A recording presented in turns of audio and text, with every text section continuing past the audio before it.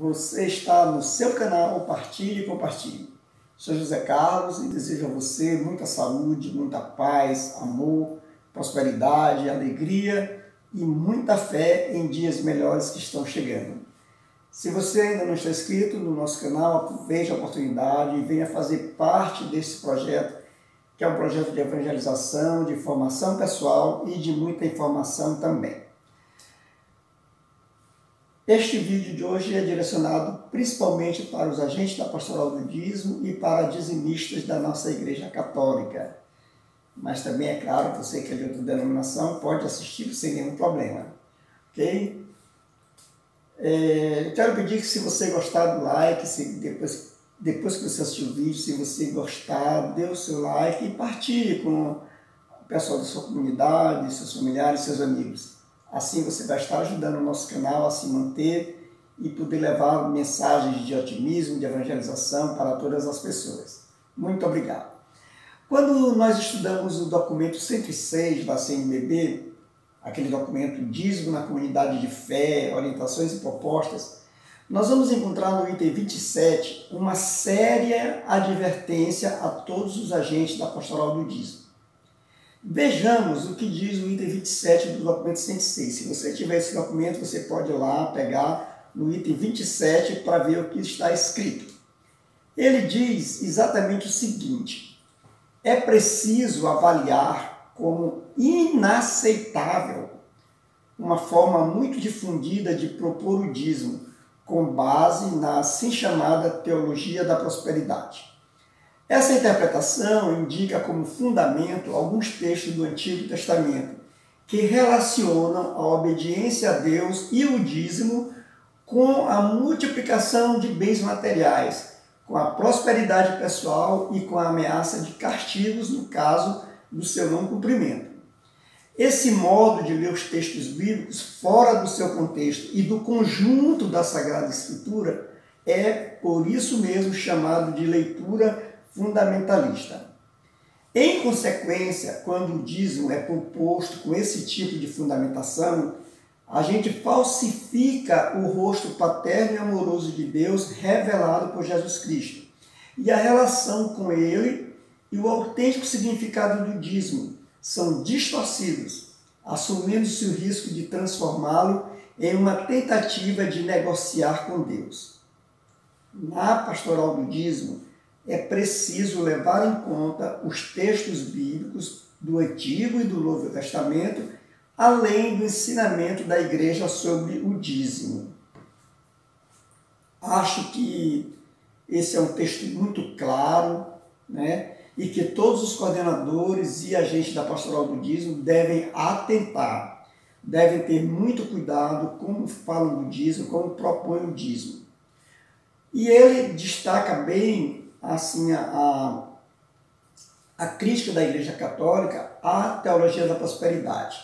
Mas você sabe o que é teologia da prosperidade? Então, faz parte do objetivo desse vídeo compreender o que é a teologia da prosperidade, como ela surgiu, quem foi o seu fundador, bem como conhecer alguns de seus princípios, fundamentos e práticas. A teologia da prosperidade, também conhecida por palavra de fé, ensino da fé, confissão positiva e evangelho da prosperidade, é uma doutrina religiosa cristã que defende que a bênção financeira é o desejo de Deus para os cristãos e que a fé, o discurso positivo, o dízimo e as doações para os ministérios cristãos irão sempre aumentar a riqueza material do fiel.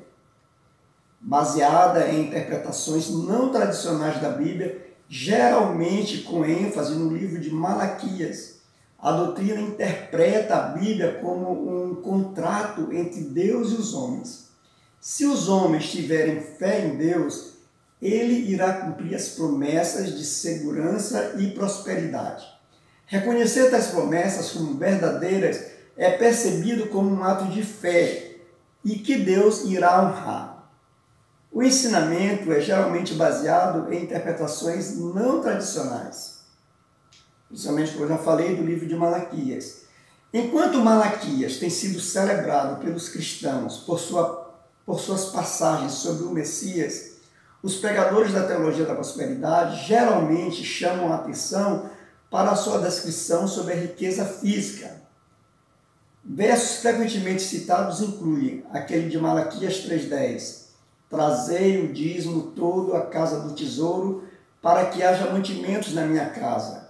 E provai-me nisto, diz Jeová dos exércitos, senão vos abrirei eu as janelas do céu, e não derramarei sobre vós chuvas de bênção, até que não haja mais lugar para recolherdes.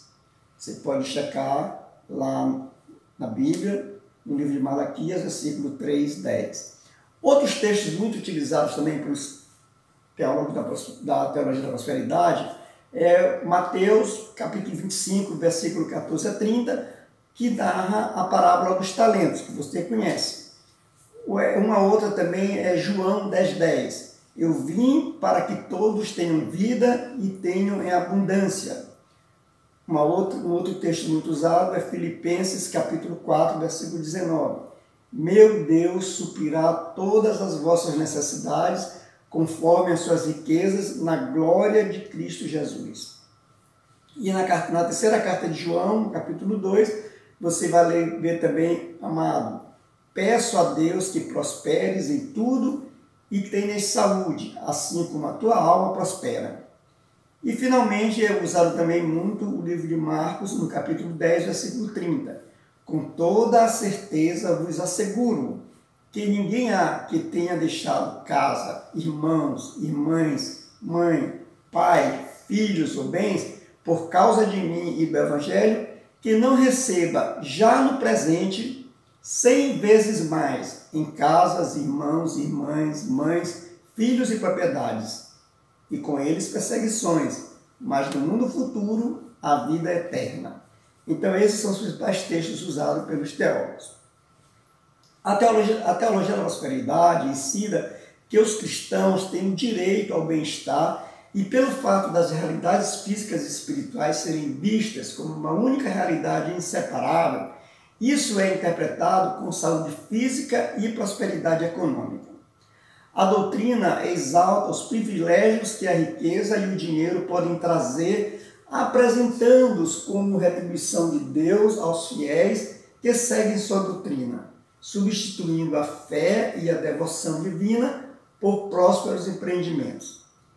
Enfatiza a importância do empoderamento pessoal, propondo que é da vontade de Deus ver o seu povo feliz, promovendo uma visão positiva do espírito e do corpo.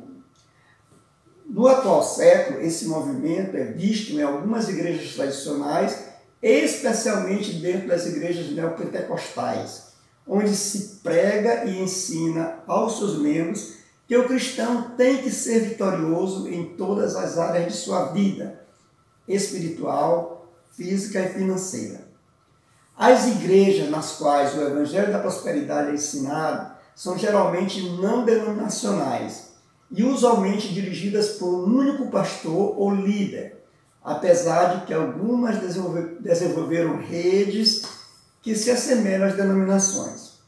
Algumas dessas igrejas dedicam um longo tempo aos ensinamentos sobre o dízimo e sobre as ofertas também, o discurso positivo e a fé.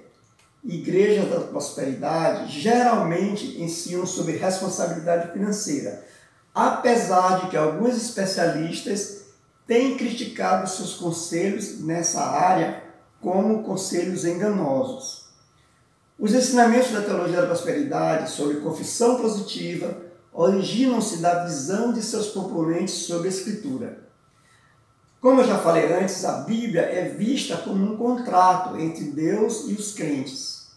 Deus é entendido como fiel e justo, então os crentes devem cumprir sua parte do contrato para receber as promessas de Deus. Isso leva à crença na confissão positiva, doutrina segundo a qual os crentes podem reivindicar o que quiserem de Deus, simplesmente falando. A teologia da prosperidade ensina que a Bíblia promete prosperidade aos fiéis. Então, a confissão positiva significa que os crentes estão falando com a fé o que Deus já havia dito sobre eles. A confissão positiva é praticamente para trazer o que já se acreditava. A própria fé é uma confissão positiva, que através da fala se torna uma realidade. Os líderes do movimento da teologia da prosperidade, eles veem a expiação como fonte de alívio de doenças, da pobreza e da corrupção espiritual. A pobreza e as doenças seriam maldições que podem ser quebradas através da fé e das ações retas e também da contribuição com dízimo e ofertas. Há, no entanto, algumas igrejas seguidoras dessa doutrina que buscam um paradigma mais moderado ou reformado da prosperidade. Um reverendo chamado T.B. Caldwell, pastor de uma mega igreja metodista, defende uma teologia da vida abundante, professando a prosperidade para o ser humano como um todo, o que ele vê como um caminho para o combate à pobreza mundial. Eles defendem que os cristãos receberam poderes durante a criação do universo, porque foram feitos imagem e semelhança de Deus, e ensinam que a confissão positiva permite aos cristãos exercer domínio sobre suas almas e sobre os objetos materiais ao seu redor. Também ensina que a marca do cristão verdadeiro consiste em ter muita fé, ser bem-sucedido, ter boa saúde física, emocional e espiritual. Isso inclui a prosperidade financeira, mas se o cristão é pobre ou está doente, são resultados do pecado ou da falta de fé. Nesse aspecto, a teologia da prosperidade tem atraído grande número de pessoas que passam por estas dificuldades. Mas, para receber essas bênçãos, inclusive a financeira, o cristão tem que dar o dízimo e tem que ofertar na igreja para recebê-las. A teologia da prosperidade ela teve origem nos Estados Unidos, pelos anos de 1930 e 1940, e seu fundador foi A.C. William Kenyon, que apesar de ter passado por igrejas tradicionais e igrejas pentecostais, foi influenciado pelas seitas metafísicas conhecidas como Igreja da Ciência Religiosa, Ciência Cristã e outros. Embora Kenyon seja fundador da teologia da prosperidade, foi Kenneth Hagin que popularizou seu ensino, que é hoje em dia um dos maiores movimentos e que tem crescido no mundo evangélico da atualidade. Hagin ensinava que a prosperidade financeira era um direito do cristão, pois fazia parte da expiação feita por Jesus Cristo na cruz do Calvário, e que tanto a doença como a pobreza nunca representaram a vontade de Deus. Hagin criou algumas fórmulas e afirmava que estas poderiam livrar os cristãos da miséria. Bastava seguir um conjunto de regras de 5 condições para alcançar seus direitos na área da saúde e da prosperidade financeira ainda nesta vida. Mas foi durante o avivamento de cura dos anos de 1950 que a teologia da prosperidade ganhou proeminência nos Estados Unidos, apesar de especialistas terem ligado suas origens ao movimento chamado Novo Pensamento. Durante a década de 1960, professores do Evangelho da Prosperidade adotaram o teleevangelismo e passaram a dominar a programação religiosa nos Estados Unidos, com programas que alcançavam grande audiência. O reverendo E. Ike, um pastor pentecostal da cidade de Nova York, começou a pregar sobre prosperidade no final da década de 1960. Ele logo colocou no ar programas de rádio e televisão e tornou-se conhecido por seu estilo chamativo. Sua declaração de amor aos bens materiais e ensinamentos sobre a ciência da mente levou muitos evangelistas a se distanciarem dele. Na década de 1980, a teologia da prosperidade ganhou a atenção do público dos Estados Unidos através da influência de televangelistas proeminentes, como Jim Becker. Logo em seguida, uma rede de televisão chamada TBN, que é a Trinity Broadcasting Network, emergiu com força dominante no televangelismo da prosperidade, trazendo Robert Tilton e Benjamin à proeminência do movimento Palavra de Fé.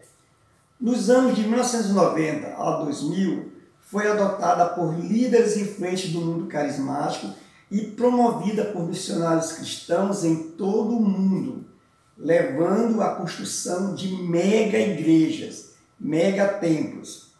No Brasil, o televangelismo começou a ganhar destaque em 1990, quando o bispo Edir Macedo, da Igreja Universal, comprou a Rede Record de televisão.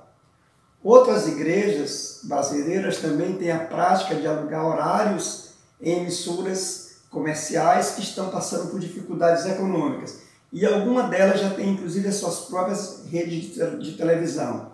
A exemplo, a Rede Gospel. Agora nós vamos, para encerrar esse vídeo, ver algumas práticas da teologia da prosperidade. Como são essas práticas? As igrejas seguidoras da doutrina da teologia da prosperidade colocam grande ênfase na importância do dízimo e das ofertas. Os cultos geralmente são divididos em 2 sermões. Um com foco nas doações e na prosperidade, incluindo referências bíblicas ao dízimo, às ofertas, seguindo de outro após essas doações. Os líderes das igrejas geralmente conferem uma bênção específica no dinheiro que está sendo doado. Alguns até mesmo instruem os fiéis a segurar o dinheiro acima de suas cabeças. Dedica-se também algum tempo às orações pela saúde dos congregados durante esses cultos. Os congregados também são encorajados a fazer declarações positivas sobre os aspectos da vida que eles querem melhorar. Pode ser a vida financeira, a vida amorosa, a vida social, a vida profissional, etc. Essas declarações, conhecidas como confissões positivas, que nós já explicamos, teriam o poder de miraculosamente alterar aspectos das vidas dos fiéis, se forem ditas com fé. As igrejas também encorajam as pessoas a viver sem limites e cultivar o otimismo em suas vidas. T.D. Jakes, pastor de uma mega igreja não denominacional, rejeita o que ele vê como demonização do sucesso. Ele defende que a pobreza é uma barreira à vida cristã, argumentando que é muito mais fácil fazer um impacto positivo na sociedade quando você é influente e próspero. Enquanto as igrejas da teologia da prosperidade têm uma reputação de manipular e alienar os pobres, muitas delas também desenvolvem grandes programas sociais. Paralelamente a tais programas, as igrejas defendem a capacitação e o florescimento humano com o objetivo de libertar as pessoas do assistencialismo e da mentalidade de vítima, a vitimização. Muitas igrejas que adotam essa teologia, elas realizam seminários sobre responsabilidade financeira. Segundo uma cientista chamada Kate Bowler, acadêmica estudiosa da teologia da prosperidade, tais seminários, apesar de conterem bons conselhos, geralmente enfocam na compra de bens muito caros, carros caros, mansões, lanchas, etc. Então, ela, incentiva um consumismo muito grande de bens caros. Eu espero que estas informações sobre a teologia da prosperidade lhe ajude a conhecer melhor e também a aplicar na sua vida o que é recomendado no item 27 do documento 106 do CNBB. Evidentemente, aqui eu coloquei alguns pontos positivos e negativos, mas eu quero relembrar que este vídeo não é uma crítica ou julgamento às igrejas que adotam a teologia da prosperidade. É apenas uma apresentação sobre o que se conhece dessa teologia. Ok? E você? Coloque aí nos comentários o que você acha da teologia da prosperidade e também você pode aproveitar e sugerir novos temas que você queira conhecer e nós iremos pesquisar e certamente traremos aqui para você, aumentando o seu conhecimento sobre a vida cristã, sobre a realidade em geral. ok? Então não se esqueça de dar seu like se você gostou desse vídeo e compartilhe com as pessoas ao seu redor, seus amigos, pessoal da comunidade. Desde já eu agradeço e lhe digo, partilhe e compartilhe. Muito obrigado e até o próximo vídeo. Tchau, gente!